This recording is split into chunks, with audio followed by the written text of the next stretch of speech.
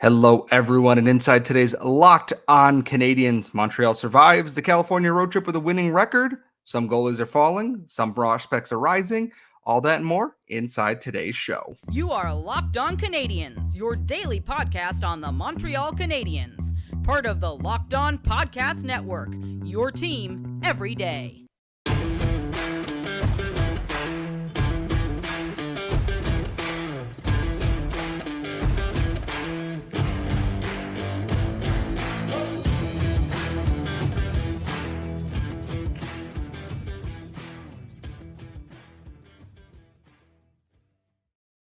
Hello, everyone, and welcome to episode 61. It's one of the two. There's been a lot of turkey and gravy over the past couple days, so you'll have to excuse my slight brain fog for that. But this, of course, is Locked On Canadiens. We are your daily Montreal Canadiens podcast, part of the Locked On podcast, where you get your team every single day of the week on Google, Apple, Spotify, or on YouTube if you are into the video side of things.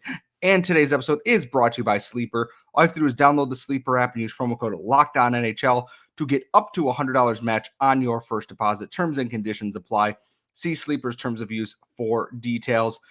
You, of course, know me. I am one of your hosts. I am Scott Matla. I am flying solo on this one today. My co-host will be back, obviously, later on this week here. But it was a busy American Thanksgiving week for the Montreal Canadiens.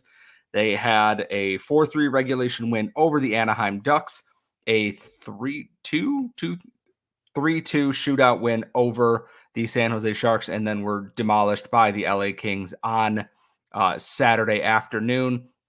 So they end this road trip with a 2-1-0 record, which is a pretty strong showing for the Canadiens in California. They usually are lucky to win one of these games, if that at all. They've always played very poorly in California, and there was good, there was bad, and then there was very bad on this road trip.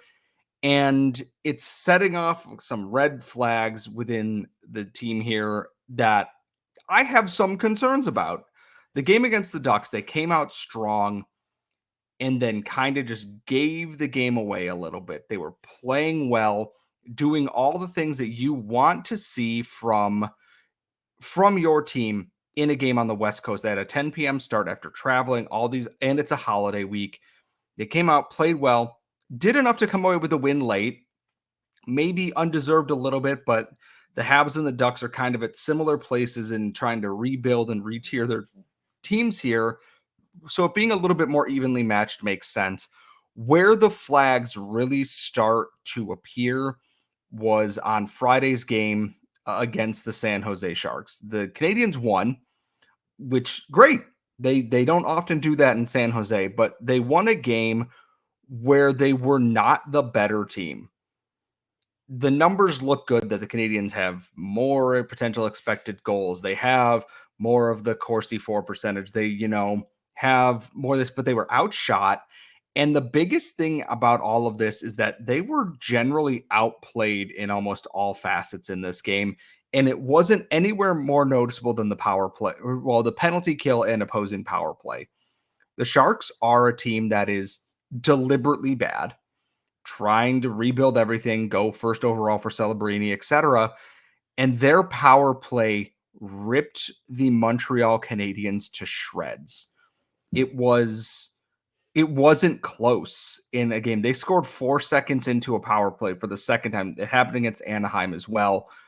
And even on the one that the Sharks didn't score on, the Canadiens looked bewildered the entire time.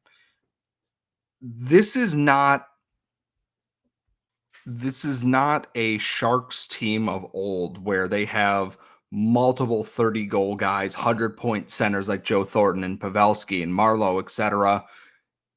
This is a Sharks team that is doing its best to try and figure its way through its down period here. And they made the Canadiens penalty kill look like a beer league team, to be quite honest. And that in and of itself is a problem. Gets to overtime, eventually goes to a shootout where the Canadiens, quite frankly, were fantastic. I look at everything that happened. They almost won it off the opening draw in overtime where they won it back. Christian Dvorak changes, and out comes Cole Caulfield, and he just does the most bizarre things that he comes off, gets the leading pass. He is completely alone, and from between the faceoff dots, uncorks a half slap shot from there, which is weird because I know that he can score on his one-timers and everything, but he's got a lethal release, and him choosing to just take that shot from there felt weird. Suzuki, great in the shootout. Juraj Slafkovsky almost won it, which was a reward for a huge game from him where he looked great. More on that later on in the show. But the hero was Jesse Ylönen, who didn't play the entire third period for some reason against San Jose. His shootout move sent Mackenzie Blackwood's upper body in one direction and his lower body in another, as he just slam dunked the game-winning goal and went to celebrate with his teammates. I want to see more of him and in more prominent roles because he's got the skill and talent this team needs. It's a win, which is great. It is not a win a lot of people left going, I feel good about that. It was a win over a team that had 3 wins on the entire season.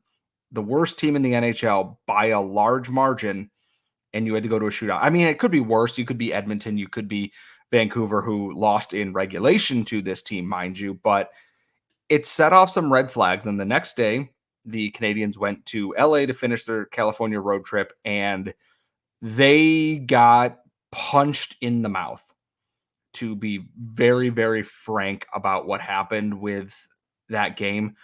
The LA Kings are a good team. They have done a good job rebuilding, retooling, and playing into a system that works for their team. The Canadiens had 1 shot on goal in the first period, and it was a penalty kill dump in by clearing attempt by Mike Madsen that was 100 and something feet from their net. That was it. There was no point in this game against the Kings where the Canadiens looked like they were a competitive team in here. And yes, it was a back-to-back. The Kings also played the day before. And yes, the Kings are a better team, but there was no oomph to this team. I like Dvorak, Caulfield, and Slafkovsky again. That was about it overall. It was not the kind of game that I enjoyed watching because I sat there and I watched it, and it was not. It's for a team that is supposed to be about motivation and playing with a chip on their shoulder. It looked like a team that was just ready to go home, and they're having more and more of those games where, okay, you get outshot in a period, that is fine. Getting 1 shot in a period is not good. Getting outshot 3 to 4 times difference is also not good. There's something fundamentally not working. It starts with the fact that the breakouts are not doing what they need to. And all respect to David Savard, it's not that. And the biggest thing is they managed to neuter Kaden Primo by sticking him to Gustav Lindstrom, who, quite frankly, is not an NHL option. They recalled Matthias Norlinder, who is an offensive specialist. His defensive game isn't where it needs to be, but he can move the puck, he can shoot the puck, and tends to be a bit more aggressive in these situations. They called him up going into California and just decided to stick with Lindstrom the entire time. And I get, don't change a winning lineup, this, that, blah. He's terrible. The hockey stats card from the LA Kings game is a massacre, and he's right at the heart of that. I shouldn't be upset that the Canadiens are going 2-1-0, but this team shows so much promise in so many areas, and then comes out at the end there and just the efforts got progressively less good. Goaltenders were great, minus Jake Allen, and more on that in our next segment. But Kaden Primo was great against the Sharks. I thought Samuel Montembeault was about as good as you could expect from him against the Ducks there. Jaden Struble gets his first NHL point on Jonathan Kovacevic's 3rd goal of the year. Caulfield breaks his goal-scoring drought. Like, there were a lot of good things that are going to be overshadowed by the overall effort on Saturday. And I think that's a little bit unfair, but also fair at the same time, is that you look at this and go, the efforts got worse. If you want to be like that team, there are changes that have to be made here. I'm happy to, leave that with a winning record. They head on to Columbus, which is always a weird game. Columbus and the Habs usually play things either close or blowout in either direction. There is no in between on that. But because it is Monday, that means it is time for 3 up and 3 down. And we're going to get into all of that coming up in our next segment. But first, if you run a small solo business, you're an army of one, but you still need a CPA, a bookkeeper, separate payroll solution, and more. You should let Collective take care of the paperwork while you take care of business, because Collective is the #1 financial solution for freelancers, contractors, and self-employed entrepreneurs that let you focus on your passion and not your paperwork. Let Collective handle all the paperwork you dread, like corporate formation and compliance, taxes, bookkeeping, accounting, and even payroll. And the best part is, it's the fraction of a cost of a CPA. And Collective knows that if your business of one makes over $80,000 a year, you will find the most value from their services. Just so join the thousands of solo entrepreneurs who have saved an average of $10,000 per year on taxes with their structure. And right now, Collective is offering 1 free month and no onboarding fee when you go to collective.com/LockedOnNHL and tell them Locked On NHL sent you. That's a $550 value for free when you go to collective.com/LockedOnNHL and tell them Locked On NHL sent you. That's collective.com/LockedOnNHL and tell them Locked On NHL sent you. We are back here at Locked On Canadiens, and if you have not subscribed to Locked On Sports Today, the first 24/7 sports channel on YouTube, highly recommend you go check that out. You get all the videos and latest from our local experts and our national shows 24/7. That's Locked On Sports Today, the first of its kind 24/7 streaming channel on YouTube. Back to us, though. This is Locked On Canadiens, and this is Monday, which everybody knows means one thing. It is time for the risers and fallers of the week, as we have 3 up and 3 down, and I'm throwing my hands in the air like if I had a fancy graphic that I knew how to make. So just imagine, stock market signs or what. Anyways, the point of 3 up and 3 down is we look back at the week that was, who's rising, who's falling, what can be improved, and what should be left alone in the world of the Montreal Canadiens. And the biggest thing I'm taking away from this weekend is I think the Canadiens probably have the 2 goaltenders they want to keep. Samuel Montembeault and Kaden Primo were both very, very good this past weekend. I thought they obviously both look better because they won both of their games, but just technically, I liked a lot more of what I saw from them in this. And I think Jake Ylönen is a perfectly cromulent 1B backup goaltender. And I made that, Moneyball joke about this on Twitter, is that he is all of these things, but his fatal flaw is his ability to seal the post this season has been abysmal. Things going in by skates, going in right under the glove, shoulder, areas where he should have the post sealed off as a veteran. Now, against LA, he was absolutely under siege, and I understand entirely that he cannot do everything himself, but this was a game that I look at it and go, they didn't really give you the opportunity here to maybe prove that you have so much, that you can do so much more here. But I just did not like what I saw from Allen in that game. And I still think that he's likely going to be the one that's moving here. And it's disappointing because I think Jake Allen was exactly what this team needed for Carey Price. And then they lost Carey Price and did not have an answer for that, which admittedly, based on everything that has come out about Carey Price and his injury and everything afterwards, is understandable. How could you have possibly predicted that? So also on my down list, and this is a weird one for me, I'm putting Marty St Louie on my down list right now. I still think he is doing a good job with this team, trying to get them to their next level. The issue is he always seems to punish or bench potentially the wrong player in situations. I'm looking at the game against San Jose, and I'm looking at the game against LA and even the Ducks. Juraj Slafkovsky and Jesse Ylönen are playing well. They are creating opportunities. There's a power play drawn, and over the boards comes Josh Anderson. And it doesn't work. And then the second unit goes out there, and Slafkovsky with Dvorak or whomever creates some opportunities, and some good things are happening there. In the game against San Jose is what drove this home, is that Ylönen got benched through no fault of his own. I'm pretty sure at this point it was just, shortening the bench to try and get that. But I'm watching Anderson go out there over and over and over again. And I get that they want to get Josh Anderson to goal. They want to get him going. On the season, Josh Anderson has one more point than Kaden Primo. Kaden Primo is a goalie who has played 4 games. Josh Anderson's paid $5.5 million and is perpetually in the top 6. And it's not that, oh, they can't find a fit for him. It's that Anderson does not fit with any of this. Every line that he is on suffers while he is there and then immediately gets a boost when he is off that line.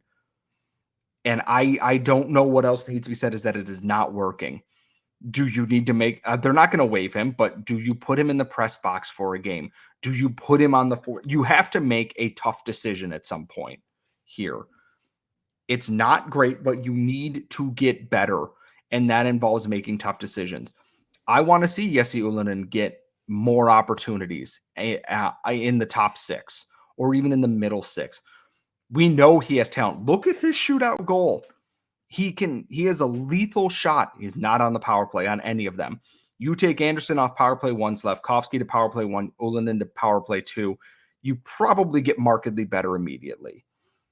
I don't want to dump on the guy unfairly, but if this is a team based on rewarding, good efforts and doing the right things, why are players doing the right things getting punished?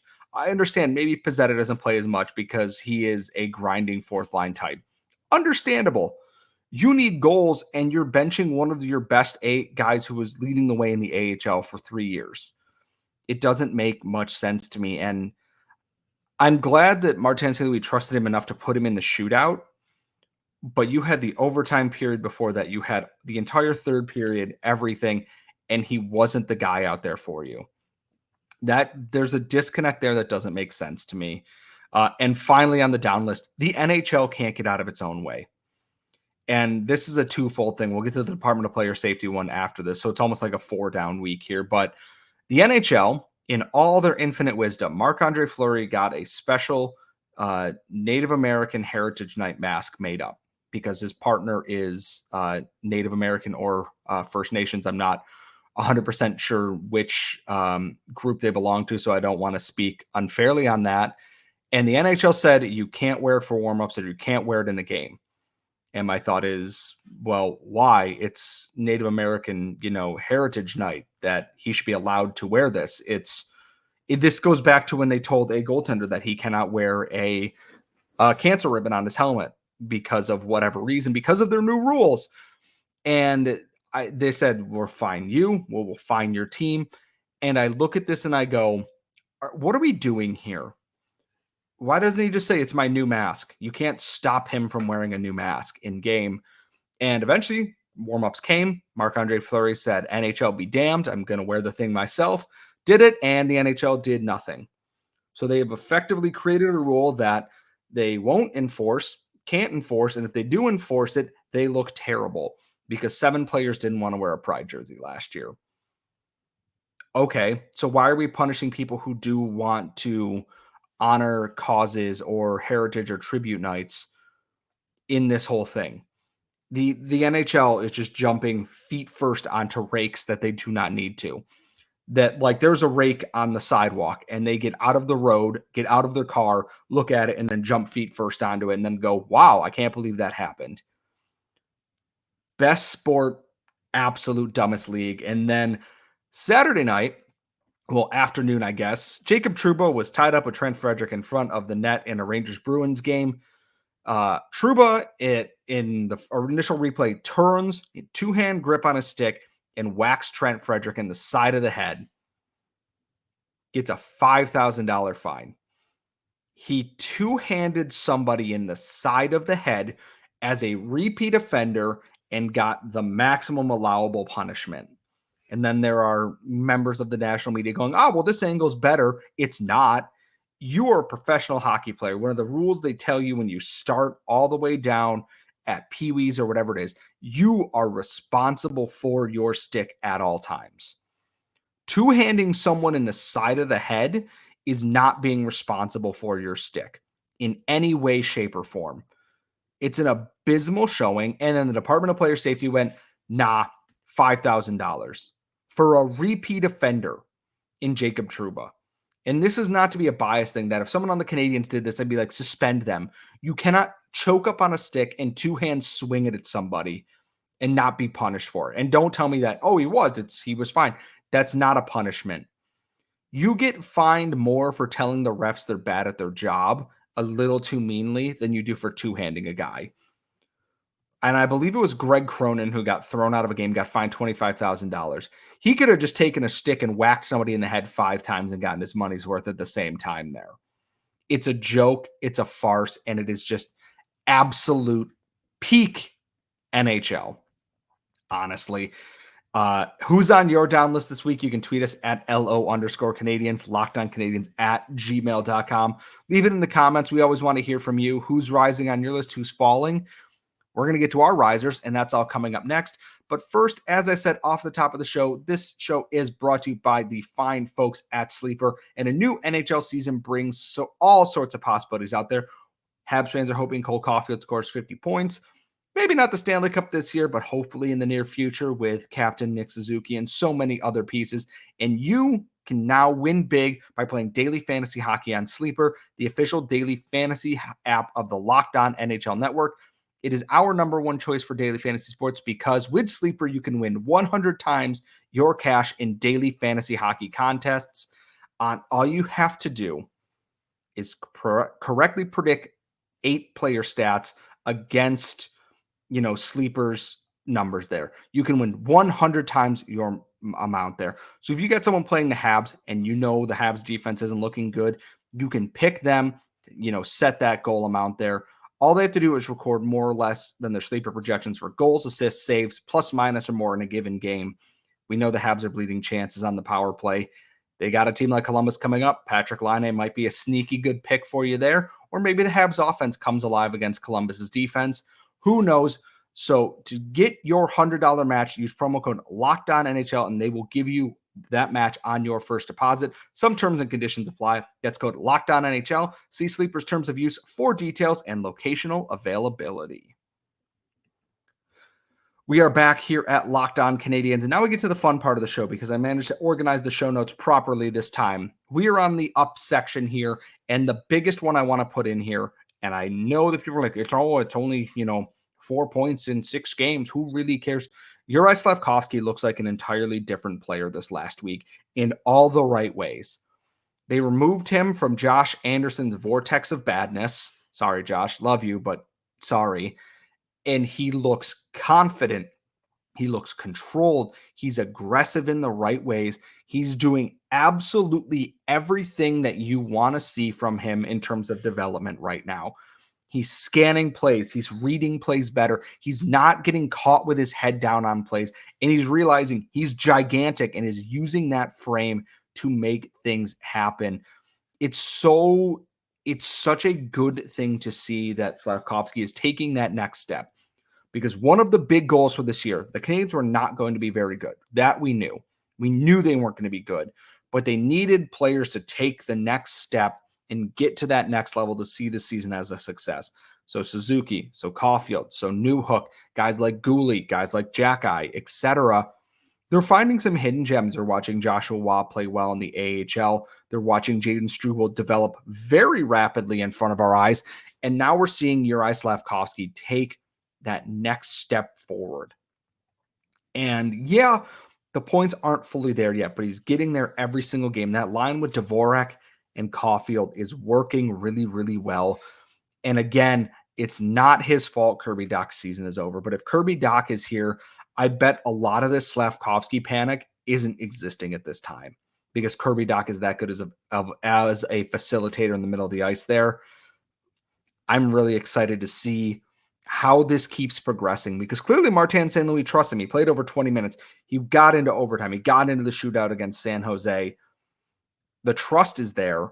Can he build on that going forward? A game against Columbus might be exactly what he ordered there. The opportunity is there, and I can't wait to see what they do with it. Also rising up this week, Kaden Primo doesn't play a lot. And yes, 6 goals against in the Vegas game looks bad. Penalty kill letting down in front of him. Before that, really strong game against Detroit, really strong game against San Jose. I thought he played about as well as you could expect against New Jersey, who's a very good team as well. he's made the decision here a lot less cut and dry than we thought. I thought, trade Primo maybe, or you waive him maybe. If he can continue to be, I don't think he's going to be a 930 every win that he had. Well, it'd be nice, but even if he comes up a little bit from where he's at, 'cause I haven't looked at what his numbers on the season are yet, and I'm going to do that right now. I think there's a lot of opportunity there. So he's 2-2, 3.41, 898 save percentage. He's got a 939 against San Jose, 857 against Vegas, 931 against Detroit, 879 against New Jersey. He allowed 2 goals against San Jose, 2 against Detroit, 4 against the Devils, 6 against Vegas, but he faced 42 shots in that. I think Primo's done a really good job of really inserting himself as I am Samuel Montembeault's backup now. And that doesn't bode well for Jake Allen unless Allen starts to go on a heater again and Montembeault falters. I think that you found that it's going to be Samuel Montembeault and it's going to be Kaden Primo as your 2 Canadiens goaltenders before long. Wherever that trade happens, great. Not entirely sure when that will be, but guess what? There's only so much runway left before something has to give here. So we will find out what that's going to look like. And then my final ups for the week, we're going to the prospect side of things, and we're going to the OHL. Owen Beck's on fire. And I know a lot of people were worried, oh no, is he struggling again? Is he having a sophomore slump? I don't think that's the case here. He's come out, he's had maybe a quieter start than many people would have anticipated, but he's now come out. He's got 21 points in 19 games with the Peterborough Petes, 12 goals, 9 assists, and he's absolutely just leading the way on a team that maybe might be struggling a little bit more than they expected here. He's one of 2 drafted players on this team right now. The other being Connor Smith, who is a defenseman who has 3 goals in 15 games. This is not a high-scoring Peterborough Petes team. Beck should feature heavily at the upcoming World Juniors. It is almost December now, which means they are very, very close to, starting those selection camps here. And then also in the OHL, Philip Machar is absolutely lighting it up with Kitchener right now. He came down from Laval, and everyone kind of had written him off. He's a bust. He's not going to make it. What are we doing here? And he is put on a team that has found its footing this year. Carson Rakoff, Hunter Bruskevich, some of these other players on this team right now. And then he's played 13 games and has 25 points already. 10 goals, 15 assists, 2 penalty minutes. That's half the amount of games as Rakoff and Bruskevich, who've been here since the start of the year.